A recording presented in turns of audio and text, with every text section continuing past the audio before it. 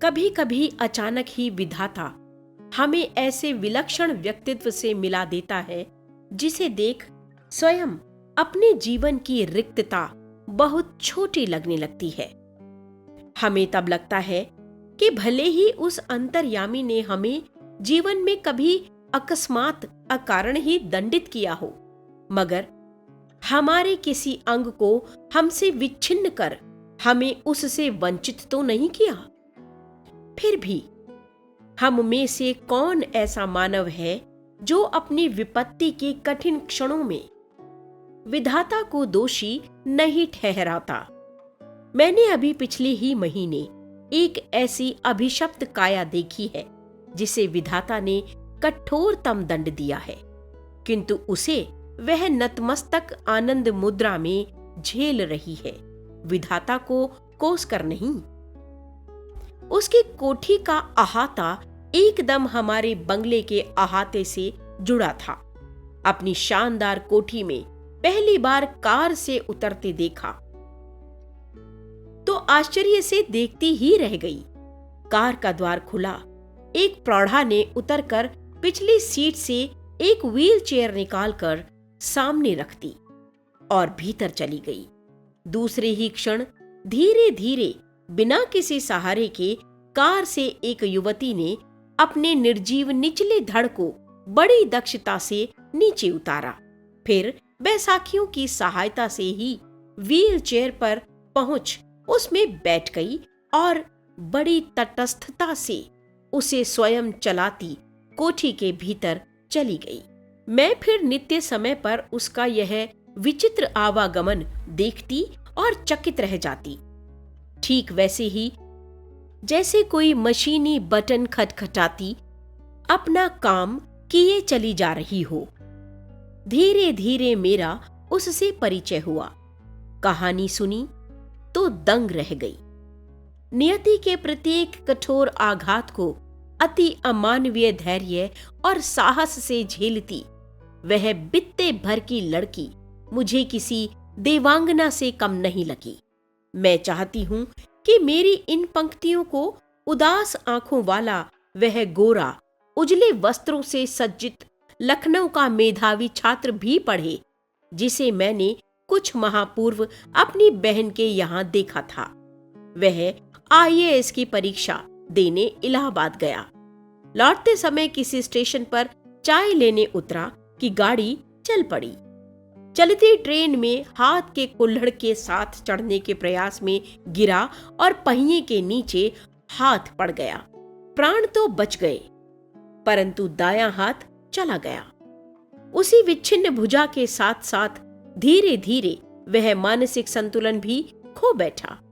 पहले दुख भुलाने के लिए नशे की गोलियां खाने लगा और अब नूर मंजिल की शरण ली है। केवल एक हाथ खोकर ही उसने हथियार डाल दिए। उधर चंद्रा, जिसका निचला धड़ निष्प्राण मांस पिंड मात्र है, सदा उत्फुल्ल है, चेहरे पर विषाद की एक रेखा भी नहीं। बुद्धि दीप्त आंखों में अदम्य उत्साह, प्रतिपल प्रतीक्षण भरपूर जीने की उत्कट जिजीविषा और कैसी कैसी महत्वाकांक्षाएं। मैडम, आप लखनऊ जाते ही मुझे ड्रग रिसर्च इंस्टीट्यूट से पूछकर यह बताएंगी कि क्या वहां आने पर मेरे विषय माइक्रोबायोलॉजी से संबंधित कुछ सामग्री मिल सकेगी। यहाँ कभी सामान्य सी हड्डी टूटने पर या पैर में मोच आ जाने पर प्राण ऐसे कंठगत हो जाते हैं कि जैसे विपत्ति का आकाश ही सिर पर टूट पड़ा हो। और इधर यह लड़की है कि पूरा निचला धड़ सुन्न है, फिर भी बोटी बोटी फड़क रही है। ऊंची नौकरी की एक ही नीरस करवट में उसकी प्रतिभा निरंतर डूबती जा रही है।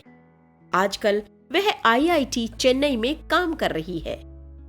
जन्म के 18वें महीने में ही उसकी गर्दन के नीचे का पूरा शरीर पोलियो ने निर्जीव कर दिया हो। उसने किस अद्भुत साहस से नियति को अंगूठा दिखा अपनी थीसिस पर डॉक्टरेट ली होगी। मैडम, मैं चाहती हूं कि कोई मुझे सामान्य सा सहारा भी न दे। आप तो देखती हैं, मेरी माँ को मेरी कार चलानी पड़ती है। मैंने इसी से एक कार का नक्शा बना लिया है, जिससे मैं पैरों के निर्जीव अस्तित्व को भी सजीव बना दूंगी। यह देखिए, मैंने प्रयोगशाला में अपना संचालन कैसा सुगम बना लिया है। मैं सारा काम निपटा लेती हूँ। उसने मुझे तस्वीर दिखाई। समस्त सामग्री उसके हाथों की पहुंच तक ऐसी धरी थी कि निचला धड़ ऊपर उठाए बिना वह मनचाही सामग्री मेज पर उतार सकती थी। परंतु उसकी आज की इस पटुता के पीछे है एक सुदीर्घ कठिन अभ्यास की यातनाप्रद भूमिका। स्वयं डॉक्टर चंद्रा के प्रोफेसर के शब्दों में, हमने आज तक 2 व्यक्तियों द्वारा सम्मिलित रूप से नोबेल पुरस्कार पाने के ही विषय में सुना था, किंतु आज हम पहली बार इस पीएचडी के विषय में भी कह सकते हैं। देखा जाए तो यह डॉक्टरेट भी संयुक्त रूप से मिलनी चाहिए डॉक्टर चंद्रा और उनकी अद्भुत साहसी जननी श्रीमती टी सुब्रमण्यम को। 25 वर्ष तक इस सहिष्णु महिला ने पुत्री के साथ साथ कैसी कठिन साधना की और इस साधना का सुखद अंत हुआ सन 1976 में, जब चंद्रा को माइक्रोबायोलॉजी में डॉक्टरेट मिली। अपंग स्त्री पुरुष में इस विषय में डॉक्टरेट पाने वाली डॉक्टर चंद्रा प्रथम भारतीय हैं। जब उसे सामान्य ज्वर के चौथे दिन पक्षाघात हुआ तो गर्दन के नीचे सर्वांग अचल हो गया। भयभीत होकर हमने इसे बड़े से बड़े डॉक्टर को दिखाया। सबने एक स्वर में कहा, आप व्यर्थ पैसा बर्बाद मत कीजिए। आपकी पुत्री जीवन भर केवल गर्दन ही हिला पाएगी। संसार की कोई भी शक्ति इसे रोग मुक्त नहीं कर सकती। सहसा श्रीमती सुब्रमण्यम का कंठ अवरुद्ध हो गया। फिर वे धीमे स्वर में मुझे बताने लगी, मेरे गर्भ में तब इसका भाई आ गया था। इसके भयानक अभिशाप के बावजूद मैंने कभी विधाता से यह नहीं कहा कि प्रभु इसे उठा लो, इसके जीवन से तो मौत भली है। मैं निरंतर इसके जीवन की भीख मांगती रही। केवल सिर हिलाकर यह इधर उधर देख भर सकती थी। न हाथों में गति थी न पैरों में। फिर भी मैंने आशा नहीं छोड़ी। एक ऑर्थोपेडिक सर्जन की बड़ी ख्याति सुनी थी, वहीं ले गई। 1 वर्ष तक कष्ट साध्य उपचार चला और फिर एक दिन स्वयं ही उसके ऊपरी धड़ में गति आ गई। हाथ हिलने लगे, नन्ही उंगलियां मुझे बुलाने लगी। निर्जीव हाड़ को मैंने सहारा देकर बिठाना सिखा दिया। 5 वर्ष की हुई तो मैं ही इसका स्कूल बनी। मेधावी पुत्री की विलक्षण बुद्धि ने फिर मुझे चमत्कृत कर दिया। सरस्वती स्वयं ही जैसे आकर जिह्वा पर बैठ गई थी। बेंगलुरु के प्रसिद्ध माउंट कार्मेल स्कूल में उसे प्रवेश दिलाने में मुझे कॉन्वेंट द्वार पर लगभग धरना देना पड़ा। नहीं मिसेज सुब्रमण्यम, मदर ने कहा, हमें आपसे पूरी सहानुभूति है, पर आप ही सोचिए, आपकी पुत्री की व्हीलचेयर लेकर कौन पूरे क्लासरूम में घुमाता फिरेगा? आप चिंता न करें मदर, मैं हमेशा उसके साथ रहूंगी। और फिर पूरी कक्षाओं में अपंग पुत्री की कुर्सी की परिक्रमा वे स्वयं करवाती रहीं। वे पीरियड दर पीरियड उसके पीछे खड़ी रहती।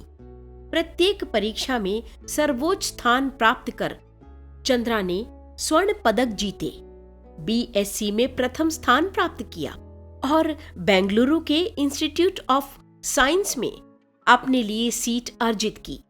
केवल अपनी निष्ठा, धैर्य, साहस से 5 वर्ष तक प्रोफेसर सेठना के निर्देशन में शोध कार्य किया। इसी बीच माता पिता ने पेंसिल्वानिया से व्हीलचेयर मंगा दी, जिसे डॉक्टर चंद्रा स्वयं चलाती हुई पूरी प्रयोगशाला में बड़ी सुगमता से घूम सकती थीं।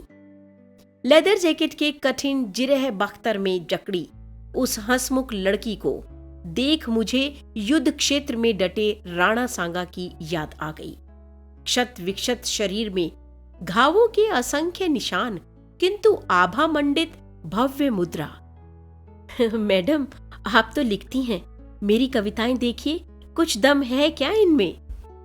मैंने जब वे कविताएं देखी तो आंखें भर आई।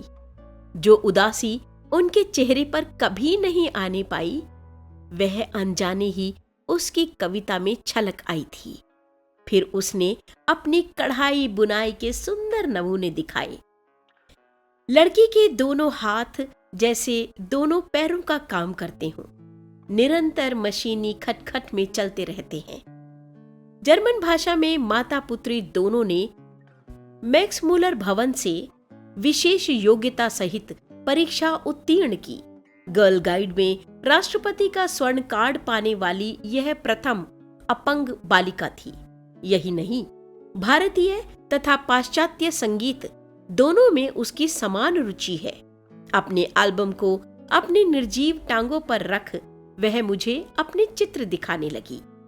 पुरस्कार ग्रहण करती डॉक्टर चंद्रा, प्रधानमंत्री के साथ मुस्कुराती खड़ी डॉक्टर चंद्रा, राष्ट्रपति को सलामी देती चंद्रा और व्हील चेयर में लेदर जैकेट में लकड़ी की बैसाखियों का सहारा लेकर अपने डॉक्टरेट ग्रहण करती डॉक्टर चंद्रा। मेरी इच्छा थी कि मैं डॉक्टर बनूं। मैं अपंग डॉक्टर वर्गीज के सफल जीवन की कहानी पढ़ चुकी थी। परीक्षा में सर्वोच्च स्थान प्राप्त करने पर भी मुझे मेडिकल में प्रवेश नहीं मिला। कहा गया कि मेरा निचला धड़ निर्जीव है, मैं एक सफल शल्य चिकित्सक नहीं बन पाऊंगी। किंतु डॉक्टर चंद्रा के प्रोफेसरों के शब्दों में हमें यह कहने में रंच मात्र भी हिचकिचाहट नहीं होती कि डॉक्टर चंद्रा ने विज्ञान की प्रगति में महान योगदान दिया। चिकित्सा ने जो खोया वह विज्ञान ने पाया।